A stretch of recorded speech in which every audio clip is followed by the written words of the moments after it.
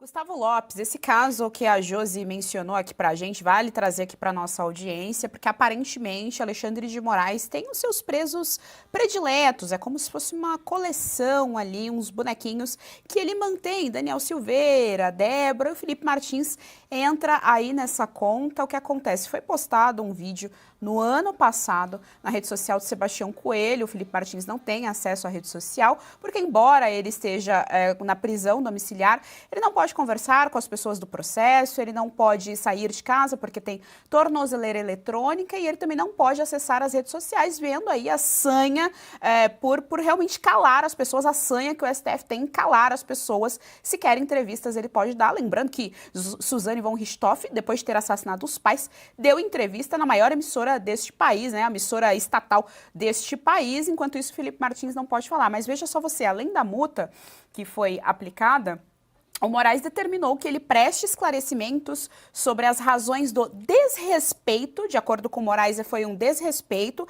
a palavra, portanto, aspeada aqui, dentro de 24 horas, sob pena de imediata conversão das medidas cautelares em prisão. Lembrando que Alexandre de Moraes também considerou a ida ao médico do Daniel Silveira quando teve crise renal também um desrespeito, e tá aí na tela para vocês o vídeo que causou aí, que levou essa multa de R$20 mil.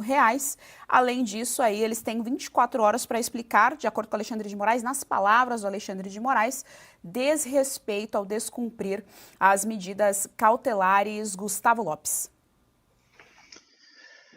Pois é, Geise, eu acho que o Alexandre de Moraes ele criou um personagem, né, para si, e ele passou a acreditar nesse personagem, né? Ele acredita de fato, né, que ele tem poder para fazer tudo isso à margem da lei, porque simplesmente ele descumpre. Tudo isso que ele está fazendo não existe no ordenamento jurídico brasileiro. Então ele criou um personagem e passou a acreditar, ou ele simplesmente se deu conta, só que ele não consegue mais voltar atrás, porque ele avançou tanto o limite, né, da ilegalidade, que eu acho que ele não consegue mais voltar, então ele insiste. Como tu mesmo disse antes, ele dobra a aposta. Agora, o caso do Felipe Martins, que foi preso de maneira completamente... Aliás, são tantas as prisões absurdas que até nos faltam adjetivos. Só que no caso do Felipe Martins, a alegação para prender o Felipe foi de que ele teria viajado sem avisar ou tentado fugir para os Estados Unidos. Isso já foi comprovado tanto pela empresa aérea que não houve essa viagem, quanto pelas autoridades americanas, e eu acredito que isso pode ser talvez o início do fim do Alexandre de Moraes, exatamente o caso do Felipe Martins, e por isso ele tem tanta essa ânsia de deixar o Felipe Martins incomunicável, de tentar calar o Felipe Martins, que foi preso de novo de uma maneira arbitrária, absurda, surreal. A gente procura adjetivos, né, para tentar colocar de que maneira é isso, mas não houve, né, ele não conseguiu comprovar essa saída do Felipe Martins e insiste nessa tese, insiste nessa prisão, insiste em querer multar, insiste em querer calar. O Felipe Martins está sem rede, sem poder trabalhar, sem poder se sustentar, e o cara segue perseguindo, porque ele criou esse personagem e ele não consegue mais sair desse personagem. Agora eu queria voltar ali no que a Josi disse, porque de fato a gente tem que pressionar muito o Hugo Motta. Eu acredito que ele já tinha assim dado sinais, né, de que ele faria exatamente isso que a gente está fazendo, até porque ele está seguindo o perfil do Lira. Agora, vamos lá, há um julgamento que é totalmente político e deveria ser jurídico.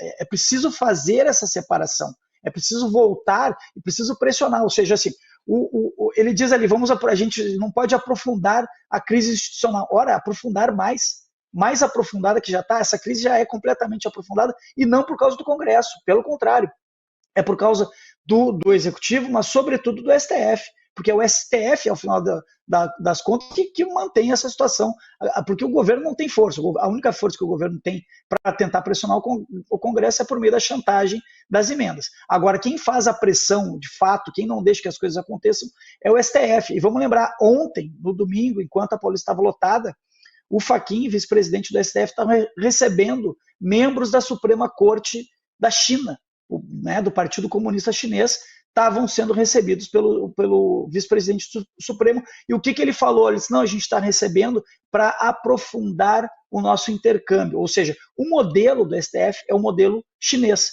É isso que a gente está vivendo no país. Então, é preciso pressionar demais o Hugo Motta, porque independente dele ter prometido ou não, ele tem o dever de ouvir a maioria no Congresso, ainda que os líderes não se coloquem, a maioria da Câmara dos Deputados é favorável ao projeto da anistia. Então, isso tem que ser pautado. Agora vai depender da pressão que tanto os parlamentares quanto também a opinião pública faça no Hugo Mota.